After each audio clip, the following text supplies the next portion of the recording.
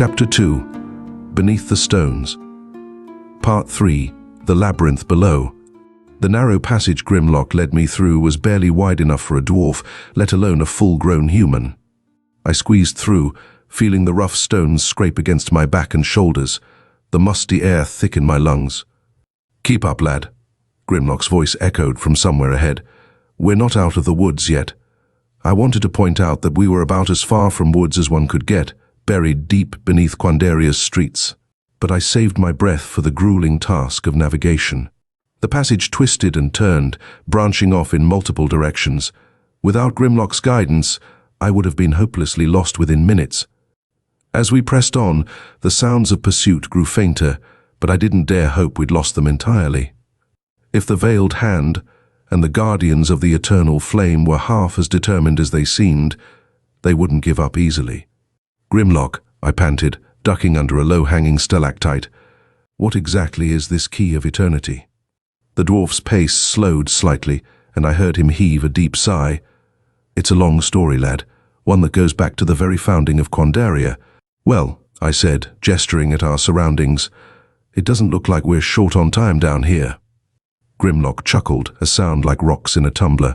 "The key of eternity, as the legends tell it, was forged by the first mages who built Quandaria. It was meant to be a safeguard, a way to access great power in times of need." "But let me guess," I interjected, "the power was too great, too tempting?" "Aye, you've got the right of it," Grimlock nodded. "Wars were fought over the key. Entire districts of the city were leveled.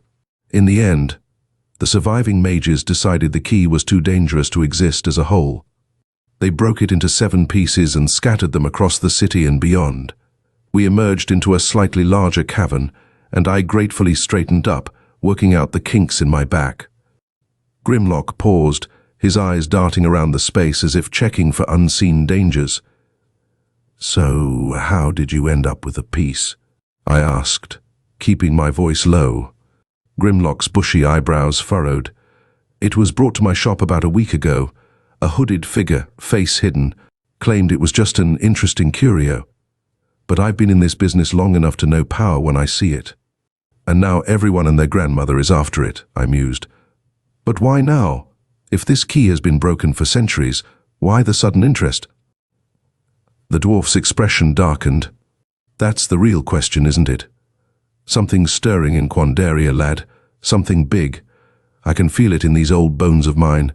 Before I could press for more details, a distant rumble echoed through the cavern. Small pebbles skittered across the floor, and a fine dust rained down from above. "They're getting closer," Grimlock muttered, his hand instinctively going to the pocket where he'd stashed the key fragment. "We need to keep moving." We set off again, this time through a series of wider tunnels that looked almost too regular to be natural. As we jogged along, the shadows seemed to move at the corners of my vision, and more than once I thought I heard whispers just at the edge of hearing. "Grimlock," I said, trying to keep the unease out of my voice. "Are we alone down here?" The dwarf glanced back at me, his expression grim. "In these deep places, never, lad. The Undercity has its own inhabitants, and not all of them are friendly to surface dwellers." As if on cue, a high-pitched, chittering sound echoed through the tunnel ahead. Grimlock skidded to a halt, throwing out an arm to stop me. "Back," he hissed, already retreating. "Slowly now, don't make any sudden moves." I followed his lead, my hand inching towards my wand. "Cave crawlers," Grimlock whispered. "Nasty buggers, all teeth and hunger." The chittering grew louder, and in the dim light of the tunnel, I saw movement. Dozens of spindly legs skittered across the stone, attached to bodies that seemed to be all mandibles and carapace. "Run!" Grimlock bellowed, abandoning stealth for speed. We tore through the tunnels, the sound of clicking mandibles spurring us on. I fired off blind spells over my shoulder, hearing shrieks of pain as some found their mark. But there always seemed to be more, an endless tide of chitinous horror nipping at our heels. Just as I thought my lungs would burst, we burst out into a vast cavern. An underground river rushed by, the water black and frothing. "The bridge!" Grimlock shouted, pointing to a narrow stone arch spanning the river. "Get across and destroy it behind us." We sprinted for the bridge, the cave crawlers hot on our heels.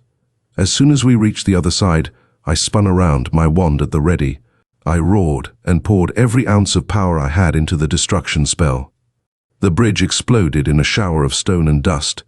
The lead cave crawlers, unable to stop their charge, plummeted into the rushing water below. The rest massed at the edge, their chittering filled with what sounded unsettlingly like frustration. I sagged against the cavern wall, my chest heaving.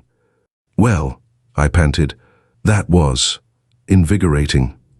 Grimlock let out a wheezing laugh. "You surface dwellers, and your talent for understatement. Come on, we're not far now." "Far from what?" I asked, pushing myself upright with effort. The dwarf's eyes twinkled with a mix of mischief and determination. "From answers, lad, and maybe, if we're lucky, a way to end this mess before it consumes all of Quandaria." As we set off once more, deeper into the unknown depths beneath the city, I couldn't help but wonder what other dangers lurked in the shadows. The Veiled Hand, the Guardians of the Eternal Flame, cave crawlers, and who knew what else? One thing was certain, this case had become far more than a simple search for a lost item. The fate of Quandaria itself might hang in the balance.